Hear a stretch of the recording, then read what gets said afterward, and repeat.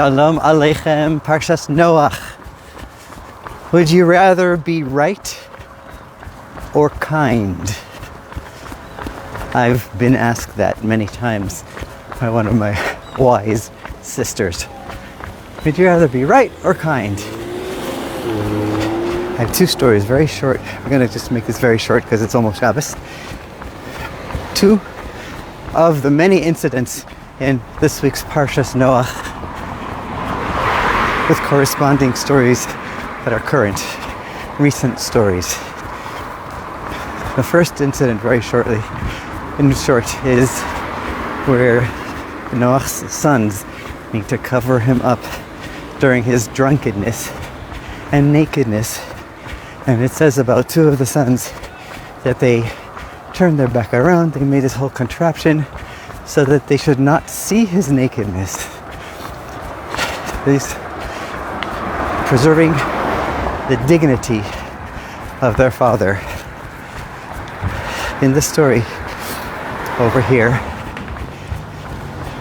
a genuinely Hasidic human being, a teacher, he was teaching his class, and his name is Rebecca Chain.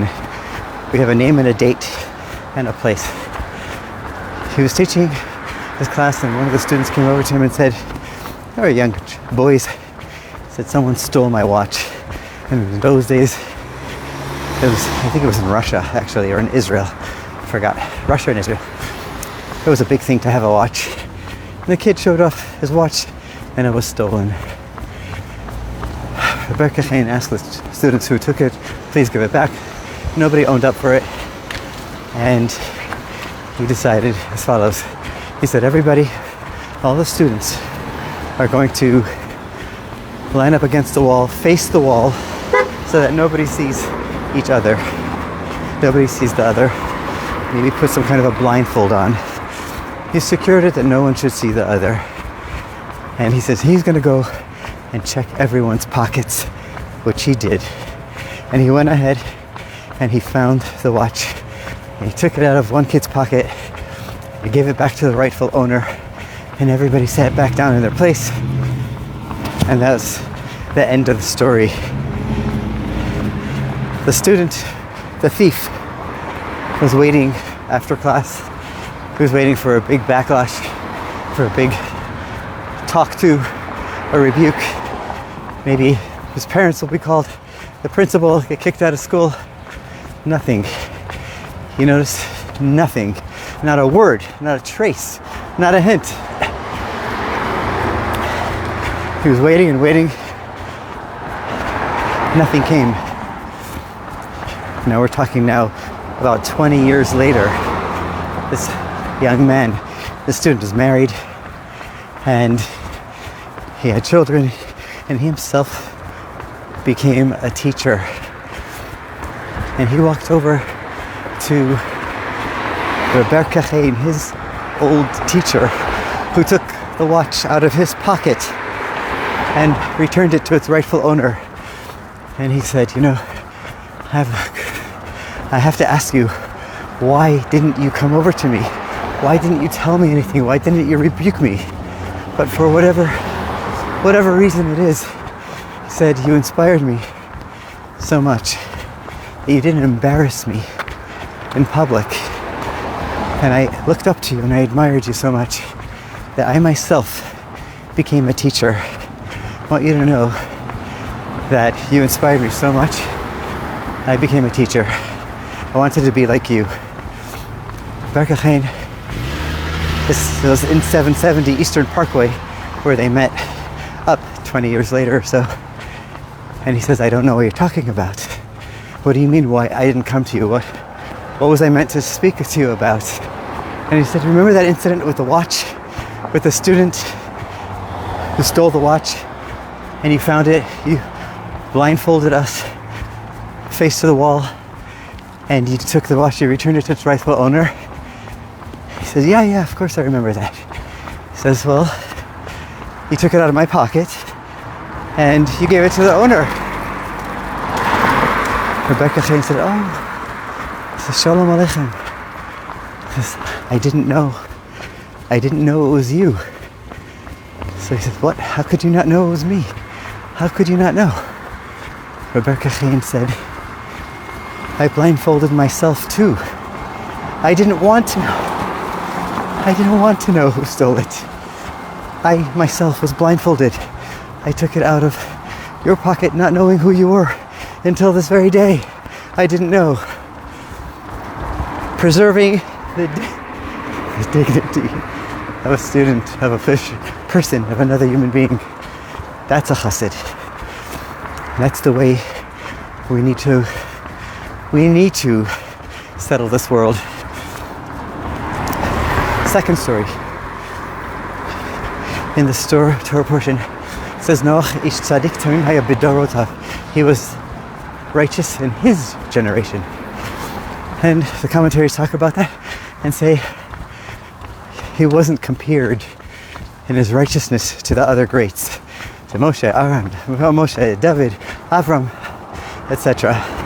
And one of the recent Hasidic masters talk about this and say that Noach was considered a tzaddik in pelts. He was a tzaddik, he was a righteous person, but like a righteous person with a big fur coat. When God said, I'm going to destroy the world and save you in the ark that you will make, Noach went ahead and made an ark to save himself and his family, but he didn't go out and beg God actually to save the rest of the world. He didn't pray like Avram did to save, even if you have wicked people, 10 wicked people, will you save, or 10 righteous among the many wicked. And Moshe Rabbeinu, who put his life on the line, he said, if you want to destroy the people, erase me from your book, etc., etc. So Noach didn't do any of that. He just built an ark and saved himself. So we learn from Noach what not to do, that we should pray for others. So here's another short story. There's a school, I think it was in Montreal. The rabbi's name was Rabbi Yerachmiel ben Yaminson.